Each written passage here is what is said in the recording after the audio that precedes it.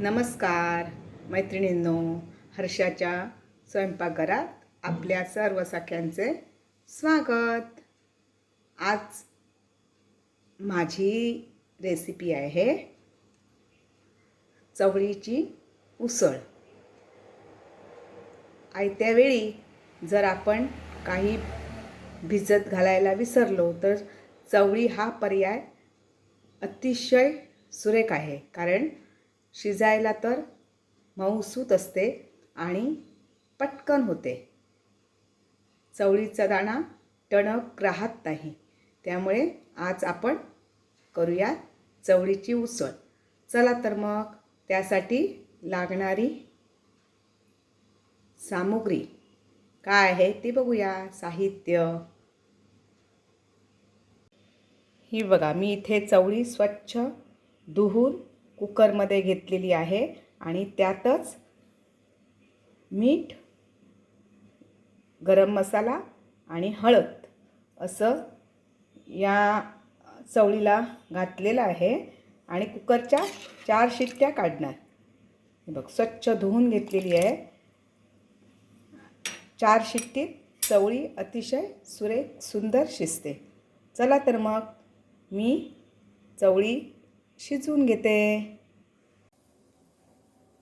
नमस्कार, आता आपण रेसिपीला सुरुवात करूया।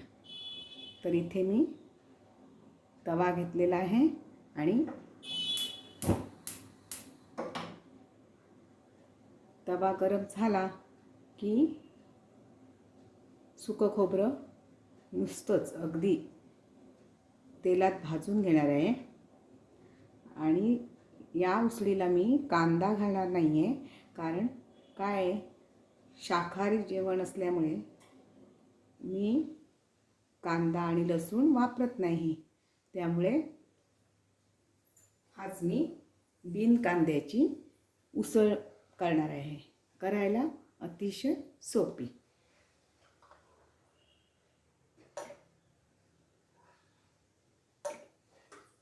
दोन चमचे तेल घेतलं आणि आता मी त्यात खोबरं घालते।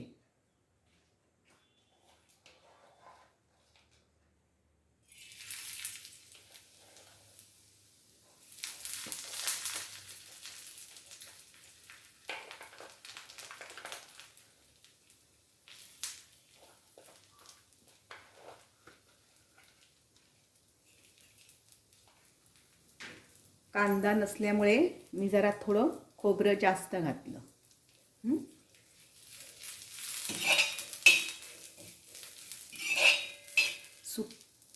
सुकं खोबरं ना मुळात ते सुकलेलं असतं, त्यामुळे भाजायला वेळ लागत नाही, लगेच त्याला तांबूस रंग येतो। तुम्हाला आत्ता व्हिडिओ दिसत असेल, तांबूस रंग आलेला आहे, त्यामुळे जास्त करपेपर्यंत भाजायचं नाही।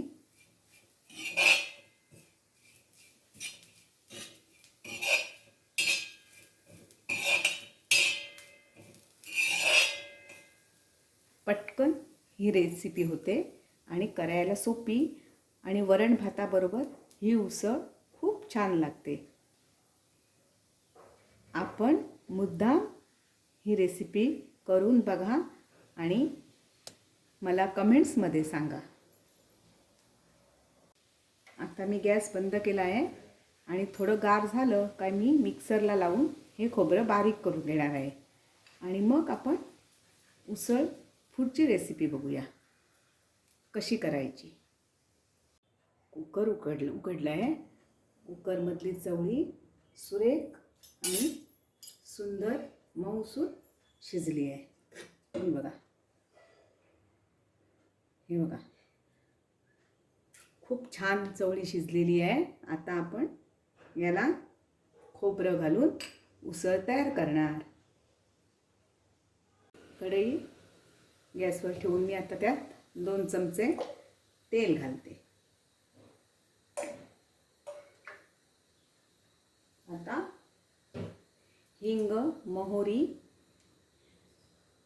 घालून फोडणी करणार आहे आणि मग त्यात शिजवलेली चवळी घालणार आहे। करायला अतिशय सोपी पद्धत आहे आणि झटपट होणारी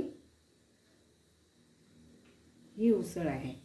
त्यामुळे खरंच तुम्ही ही उसळ करून बघा, तुम्हाला नक्की आवडेल. आणि अगदी सोप्यात सोपी पद्धत मी दाखवलेली आहे. आता तेल तापलं, मी इथे मोहरी घातली.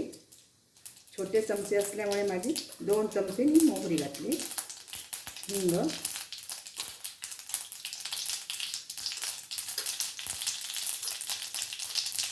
आता मी त्यात घालते शिजवलेली चवळी. या चवळीत मी सगळं घातलेलं आहे. चवळी शिजवताना मी गरम मसाला, मीठ, हळद असं घालूनच चवळी शिजवलेली आहे. त्यामुळे परत पुन्हा घालायला नको.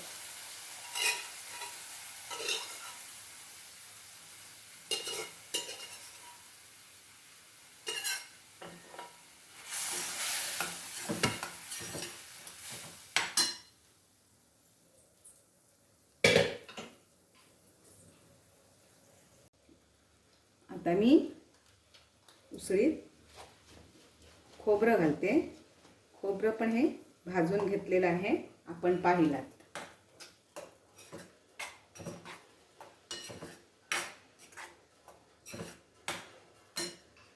आपल्याला आवडत असेल तर आपण यात थोडासा चवीपुरती गूळ घातलात तरी चालतं.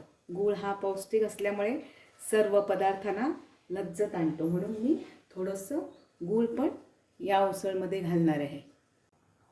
या उसळीत मी आता थोडं गूळ घालते. अगदी चवीपुरतं गूळ घालायचं, चव खूप छान लागते.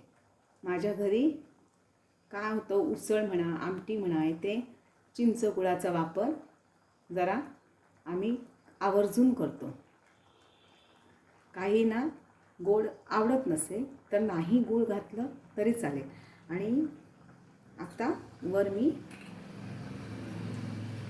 ओली कोथिंबीर घालून त्याला अजून छान उसळीला वास आणि स्वाद दोन्ही येणार.